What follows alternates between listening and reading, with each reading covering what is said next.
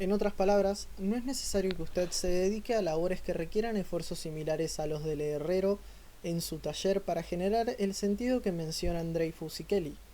Encontramos un potencial similar de destreza en la mayoría de los trabajos cualificados de la economía de la información. Ya sea que usted se desempeñe como escritor, especialista en mercadeo, consultor o abogado, su trabajo es un arte. Si usted pule sus habilidades y aplica con respeto y cuidado, podrá, como el carretero diestro, generar sentido en los esfuerzos cotidianos de su vida profesional. En este punto, algunas personas podrían arguir que su tipo específico de trabajo del conocimiento no se puede convertir en una fuente de sentido porque es demasiado insubstancial.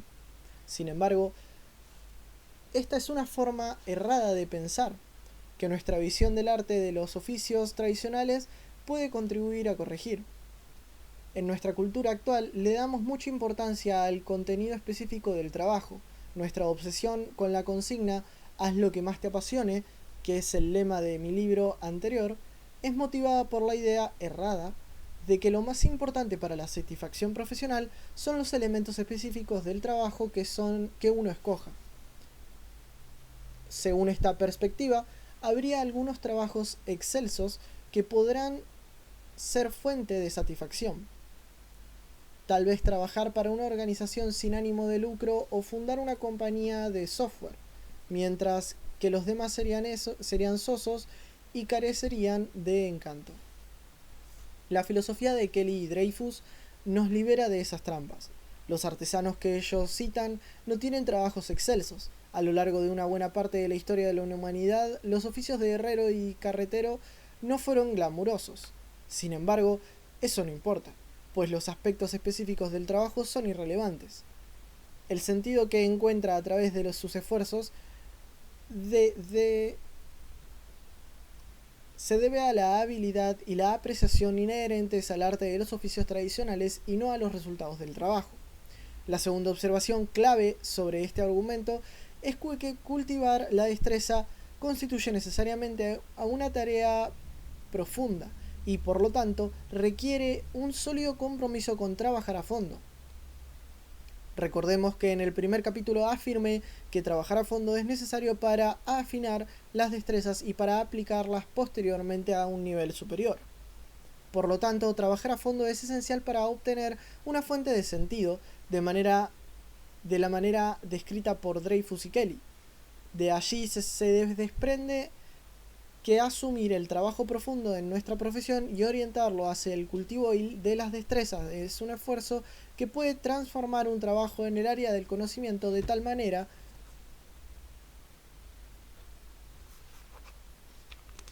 que deje de ser una obligación agotadora y llene de distracciones y se convierta en algo satisfactorio. La puerta de entrada a un mundo lleno de cosas luminosas y extraordinarias. Homo sapiens profundis. Los dos primeros capítulos de la primera parte eran pragmáticos. En ellos afirmábamos que trabajar a fondo es cada vez más valioso en nuestra economía, pero que, al mismo tiempo, es cada vez más escaso, por razones más bien que arbitrarias. Esto representa una clásica incongruencia del mercado. Si usted cultiva esta destreza, prosperará profesionalmente. En contraste, este capítulo final tiene poco que agregar a la discusión práctica sobre el progreso laboral y sin embargo es absolutamente necesario para que estas primeras ideas adquieran fuerzas. En las páginas que siguen describo un programa riguroso para transformar su vida profesional de tal manera que se centre en la profundidad. Se trata de una transición difícil y, como ocurre con muchos esfuerzos de este tipo, unos argumentos razonados y pragmáticos pueden motivar al lector solo hasta cierto punto. En último término, la meta que usted se propone debe estar en consonancia con sus intereses más humanos. En ese capítulo sostengo que, para asumir la profundidad, es inevitable dicha consonancia. Ya sea que usted asuma la actividad del trabajo profundo desde la perspectiva de la neurociencia, la psicología o la elevada filosofía, todos estos caminos implican una conexión entre la profundidad y el sentido. Es como si nuestra especie humana hubiera evolucionado hacia un punto en la que prospera en la profundidad y se estanca en la superficialidad, y se hubiera convertido en algo que podríamos llamar Homo sapiens profundis. Anteriormente cité a Winifred Gallagher, la nueva discípula de la profundidad, y ahora la cito de nuevo: viviré una vida de concentración porque es lo mejor que existe. Creo que esta es la manera más apropiada de resumir el argumento de este capítulo en la primera parte. Una vida profunda es una buena vida, como quiera que se la mire.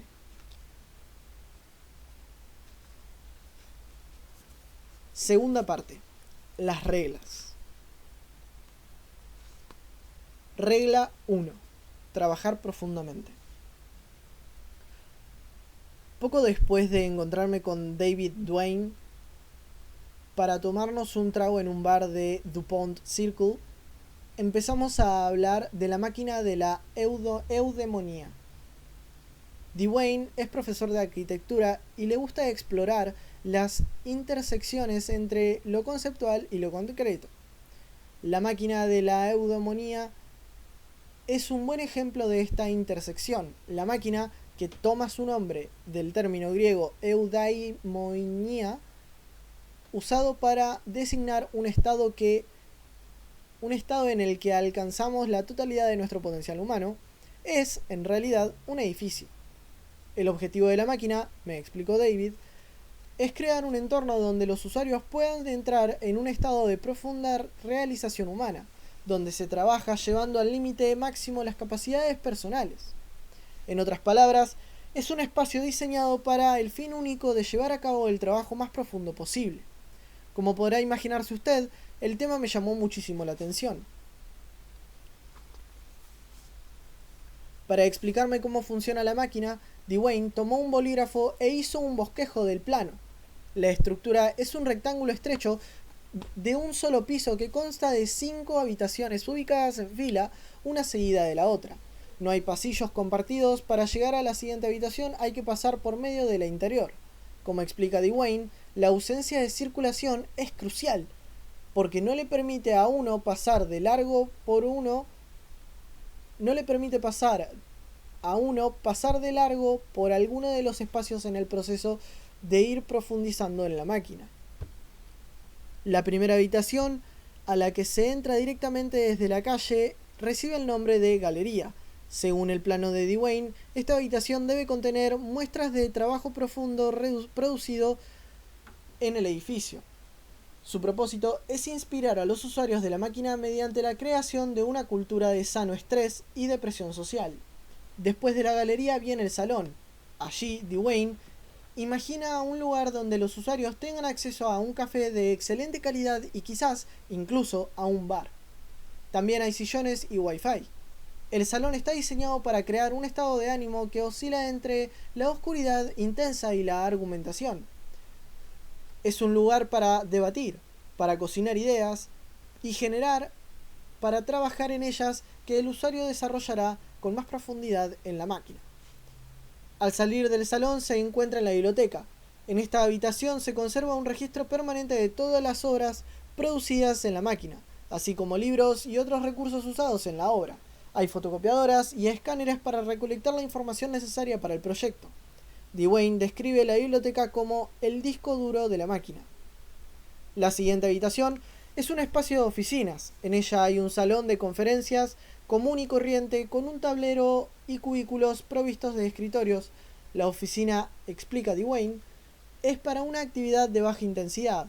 Para usar mi terminología, este es el espacio donde llevan a cabo los esfuerzos superficiales necesarios para el proyecto. Dwayne imagina que allí se podría ubicar un administrador con un escritorio que pueda ayudar a los usuarios a mejorar sus hábitos de trabajo para optimizar su eficiencia. La última habitación de la máquina es un conjunto de lo que Dwayne llama cámaras para trabajar a fondo. Él adoptó el término trabajar a fondo tras la lectura de mis artículos sobre el tema. Cada cámara debe tener una dimensión de 1,8 por 3 metros. De otro lado, cada una de ellas estará protegida por paredes a prueba de ruidos. Según el plan de Dwayne, deben tener 45 centímetros de espesor. El objetivo de las cámaras de trabajar profundo es permitirle a las personas tener una concentración total y un flujo de trabajo ininterrumpido. Según explica Dwayne, el arquitecto se imagina en un proceso en el cual uno pasa 90 minutos dentro, se toma una pausa de 90 minutos y repite la misma operación 2 o 3 veces. En ese momento, el cerebro de la persona habrá llegado a su límite de concentración para ese día. Por ahora, la máquina de la eudemonía solo es un conjunto de planos arquitectónicos, pero incluso bajo esta forma, a Dwayne le entusiasma su potencial para el trabajo profundo. Me parece que este diseño es la mejor idea arquitectónica que he reproducido, me dijo. En un mundo ideal, en el que se acepta y se celebra el verdadero valor de trabajar a fondo, todos tendríamos acceso a algo similar a la máquina de la eudemonía. Tal vez no con el diseño exacto de David Wayne, pero sí de una manera general, con un entorno y una cultura laboral diseñados para extraer la mayor cantidad de valor posible de nuestro cerebro. Por desgracia, este sueño está muy lejos de nuestra realidad actual. Nos encontramos en unas oficinas abiertas muy propicias a la distracción, nos vemos bombardeados por los correos electrónicos y debemos asistir a incesantes reuniones. En nuestro medio laboral actual, los colegas buscan que les respondamos rápidamente su último correo electrónico en lugar de esperar a que produzcamos los mejores resultados posibles. Dicho de otro modo, como lector de este libro, usted es un discípulo de la profundidad en un mundo superficial. Esta regla, la primera de 4 que presento en la segunda parte de mi libro, aspira a reducir este conflicto. Puede que usted no tenga acceso a su propia máquina de eudemonía, pero las estrategias que veremos a continuación le ayudarán a simular sus efectos en medio de una vida profesional llena de distracciones.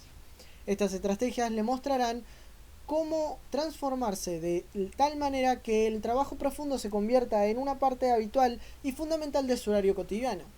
Las reglas 2 y 3 y 4 le ayudarán a sacar el mayor partido de este hábito de trabajar a fondo mediante tácticas para entrenar su capacidad para la concentración y para luchar contra las distracciones. Sin embargo, antes de pasar a las estrategias, quisiera tratar un asunto que quizás a usted le ronde la cabeza. ¿Por qué necesitamos poner tanta energía en este empeño? En otras palabras, ¿por qué una vez que hemos aceptado que el trabajar profundo es valioso, no basta simplemente con dedicarse a él? En verdad, necesitamos cosas tan complicadas como la máquina de la eudemonía o algo equivalente para algo tan sencillo como recordar que debemos concentrarnos con mayor frecuencia. Infortunadamente, a la hora de reemplazar la distracción por la concentración, las cosas no son tan sencillas. Para comprender por qué, veamos más de cerca a uno de los principiantes, a uno de los principales obstáculos de la profundidad. Es necesario dirigir nuestra atención hacia algo más superficial.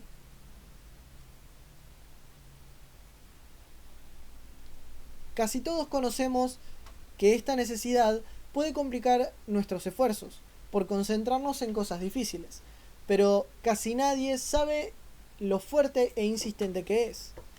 Consideremos un estudio llevado a cabo en el 2012 por los psicólogos Willem Hoffman y Roy Baumeister, en el cual se dotó con un beeper a cada miembro de un grupo de 205 adultos alemanes. Estos aparatos se activaban en momentos escogidos al azar. Es el mismo experimento que mencionamos en la primera parte. Cuando el beeper sonaba, se le pedía al sujeto que hiciera una pausa para pensar qué deseos estaba experimentando en el momento o qué había sentido en los 30 minutos previos. Y luego se le pedía que respondiera unas preguntas sobre estos deseos. Al cabo de una semana, los investigadores habían recolectado más de 7.500 muestras. Resumiré sus hallazgos en una breve frase: la gente lucha contra sus deseos todo el día. Así lo expresó Baumeister en Willpower, un libro que escribió tras el experimento y a 4 manos con el escritor de temas científicos John Tierney, y cuyo título significa fuerza de voluntad. El deseo era la norma y no la excepción. Los 5 deseos más comunes contra los cuales luchaban estos sujetos incluyen, como era de esperarse, comer, dormir y tener sexo. Sin embargo, en la lista también encontrábamos deseos de hacer una pausa en el trabajo duro, revisar el correo electrónico y las redes sociales, navegar por internet, escuchar música o ver televisión. Las tentaciones de internet y televisión eran particularmente fuertes. Los sujetos lograban resistir estas distracciones tan adictivas solo a la mitad de las veces. Estos resultados no son los más deseables si tenemos en la mente la meta de cultivar el hábito de trabajar a fondo, pues significan que estamos bajo el bombardeo permanente del deseo de hacer cualquier cosa diferente del trabajo profundo a lo largo del día. Si usted es como los sujetos que estudió Hoffman y Baumeister, estos deseos muchas veces ganarán la partida. Es posible que en este punto usted piense que no le ocurrirá lo mismo que a ellos, pues si usted entiende la importancia de la profundidad y por lo tanto será más riguroso en su determinación de mantenerse concentrado. Se trata de un noble sentimiento, pero muchas décadas de investigación previa ponen de manifiesto su futilidad. Una línea de investigación que se ha vuelto muy importante y que inició con una serie de artículos académicos también escritos por Baumeister, ha logrado establecer la siguiente verdad, inesperada por entonces. Respecto a la fuerza de voluntad, disponemos de una cantidad finita de fuerza de voluntad que disminuye a medida que la usamos. En otras palabras, la voluntad no es una manifestación del carácter, no es un recurso que pueda desplegar de manera ilimitada, funciona más bien como un músculo que se cansa. Por esta razón, a los sujetos de estudio, Hoffman y Baumeister les costaba mucho luchar contra sus deseos. Al cabo de un tiempo, estas distracciones agotaban sus reservas finitas de fuerza de voluntad hasta el punto que ya no se podía seguir resistiendo. Lo mismo le ocurrirá a usted sin importar cuáles sean sus intenciones, a menos que maneje sus hábitos de manera inteligente. ¿Cuál es la idea motivadora que sustenta las estrategias que veremos a continuación? La clave para desarrollar un hábito de trabajar profundo es ir más allá de las buenas intenciones y crear rutinas y rituales en la vida laboral, diseñados para minimizar la cantidad de fuerzas de voluntad que uno debe usar para hacer la transición y mantenerse en un estado de concentración ininterrumpida. Si usted decide, por ejemplo, en medio de una tarde en la que ha estado distraído navegando en internet, fijar su atención en una tarea exigente desde el punto de vista cognitivo, tendrá que sacar adelante grandes reservas de su fuerza de voluntad finita para alejarse de lo atractivo de internet. Como supondrá usted, estos intentos fracasarán en repetidas ocasiones. Si, por el contrario, usted pone en práctica unas rutinas y rituales, como por ejemplo escoger una hora y un lugar tranquilos para hacer su trabajo profundo en las tardes, necesitará al menos fuerza de voluntad para empezar y no para interrumpir. En el largo plazo, usted logrará llevar a cabo esos esfuerzos profundos con más frecuencia. A la luz de lo anterior, las 6 estrategias que presentamos a continuación se pueden considerar como un arsenal de rutinas y rituales diseñados teniendo en cuenta que la fuerza de voluntad es limitada. Con el fin de maximizar la cantidad de trabajo profundo que usted puede hacer en su programación cotidiana. Entre otras cosas, estas estrategias le exigirán comprometerse con un patrón específico para programar su trabajo profundo, así como desarrollar rituales para poner a punto su concentración antes de recomenzar cada sesión. Algunas de estas estrategias hacen uso de un sencillo método heurístico para acaparar el centro de motivación de su cerebro, en tanto que otras están diseñadas para recargar de la manera más rápida posible sus provisiones de fuerza de voluntad. Usted podría limitarse a intentar hacer el trabajo profundo una prioridad. Sin embargo, respaldar esa decisión con las estrategias de que propongo o con estrategias inventadas por usted mismo, motivadas por los mismos principios, aumentará significativamente la productividad de que usted convierta el trabajo profundo en una parte crucial de su vida profesional. ¿Cuál es su filosofía en la profundidad? El afamado científico informático Donald Knuth tiene en alta consideración el trabajo profundo. Como explica en su sitio web, Para hacer lo que yo hago se requieren largas horas de estudio y concentración ininterrumpida. Un candidato al doctorado llamado Bryan Chapell, padre de familia y empleado a tiempo completo, también valora el trabajo profundo, pues es la única manera que tiene para avanzar en su tesis, dadas sus limitaciones de tiempo.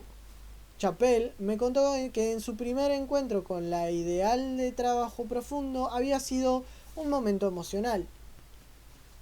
Menciono este par de ejemplos porque aunque Newt y Chapell están de acuerdo con respecto a la importancia de la profundidad, difieren en las filosofías mediante las cuales integran la profundidad a su vida laboral. En la siguiente sección mostraré cómo Newt pone en práctica una especie de enfoque monástico que prioriza trabajar a fondo y tratar de eliminar o minimizar los demás tipos de trabajo. Chapell, por su parte, hace uso de una estrategia rítmica según la cual hace trabajo profundo a la misma hora, de 5 a 7 y media de la mañana, todos los días entre semanas, sin excepción, antes de comenzar su día laboral, lleno de ocasiones propicias para la distracción. Ambos enfoques funcionan, pero no de manera universal. La manera de proceder de Newt puede ser buena para una persona cuya principal obligación profesional sea concebir grandes ideas, pero si Chapell adoptara el sistema de rechazar todo lo que sea superficial, lo más probable es que perdería su trabajo. Usted necesita una filosofía propia para integrar el trabajo profundo a su vida profesional. En la introducción a esta regla, decía que tratar de programar el trabajo profundo de una manera que no sea constante resulta ineficaz para manejar las reservas limitadas de fuerza de voluntad. Ahora bien, de este ejemplo apela a una discreción. Usted debe ser sensato a la hora de escoger una filosofía que se adapte a sus circunstancias específicas, pues un desacierto en este sentido podría echar por la borda los hábitos laborales para trabajar a fondo antes de que estos lleguen a consolidarse. Esta estrategia le ayudará a evitar sinsabores. A continuación veremos 4 filosofías diferentes sobre la profundidad para integrar el trabajo profundo a la programación diaria. Vale la pena que usted se tome el tiempo de ver de qué manera proceder es la más conveniente.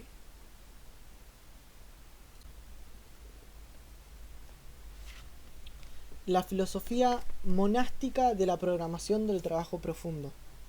Volvamos a Donald Knuth.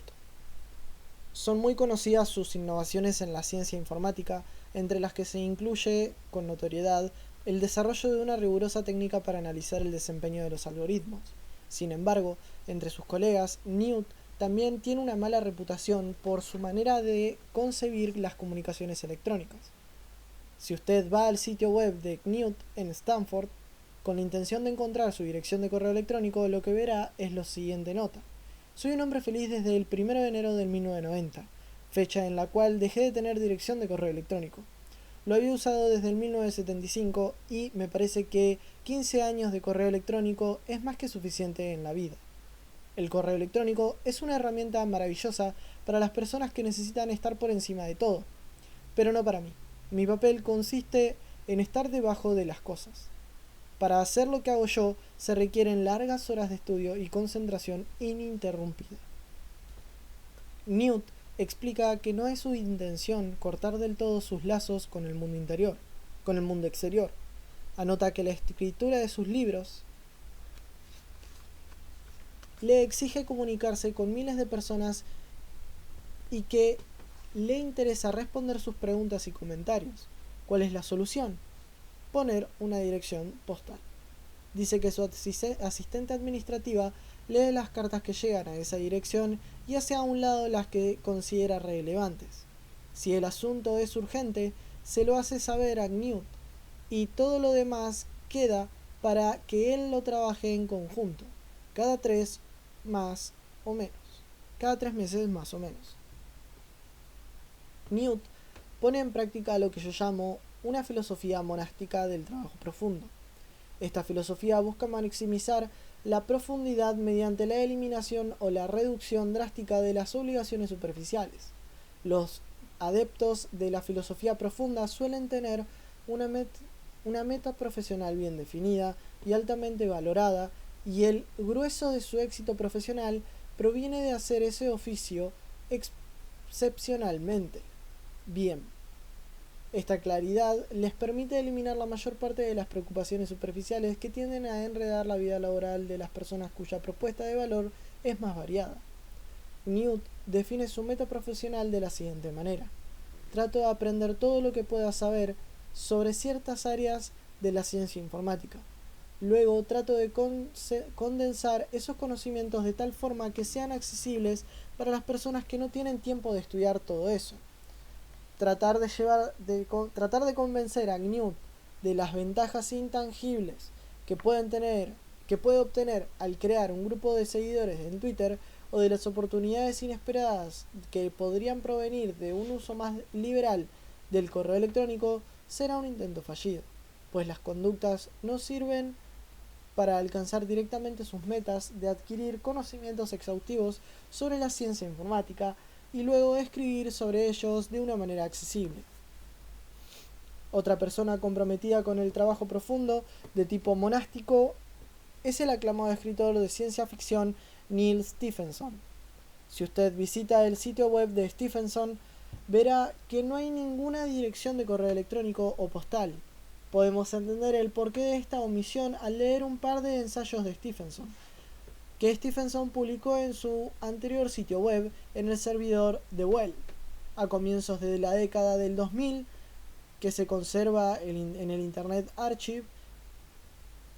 En uno de esos ensayos, archivado en el 2003, Stephenson resume así su política de comunicaciones: a las personas que deseen interrumpir mi concentración les pido amablemente abstenerse de hacerlo. También les advierto que no contesto correos electrónicos. Para el mensaje clave de mi política de comunicaciones no se pierda en palabrería, lo formularé de manera sucinta así: todo mi tiempo y atención ya están comprometidos desde hace tiempo, por favor no insista. Para ampliar la justificación de esta política, Stephenson escribió un ensayo titulado Why I Am Bad Correspondent, porque soy un mal corresponsal. El punto central que sustenta esta inaccesibilidad es la siguiente decisión. Para decirlo en otras palabras, la ecuación de la productividad no es lineal. Esto explica por qué soy un mal corresponsal y por qué casi nunca acepto invitaciones a dar conferencias. Si organizo mi vida de tal manera que pueda disponer de porciones de tiempo largas y consecutivas, puedo escribir novelas. Sin embargo, si estas porciones están separadas y fragmentadas, mi productividad como novelista se reduce de manera drástica. Stephenson identifica dos opciones mutuamente excluyentes: puede escribir buenas novelas a un ritmo constante o puede contestar montones de correos electrónicos y dar conferencias, con lo cual podría escribir novelas de baja calidad a un ritmo mucho más lento. Él escogió la primera opción, y esta decisión implica que debe evitar la mayor cantidad de fuentes de trabajo superficial en su vida. Este asunto es tan importante para Stephenson que se dedicó a estudiar sus repercusiones,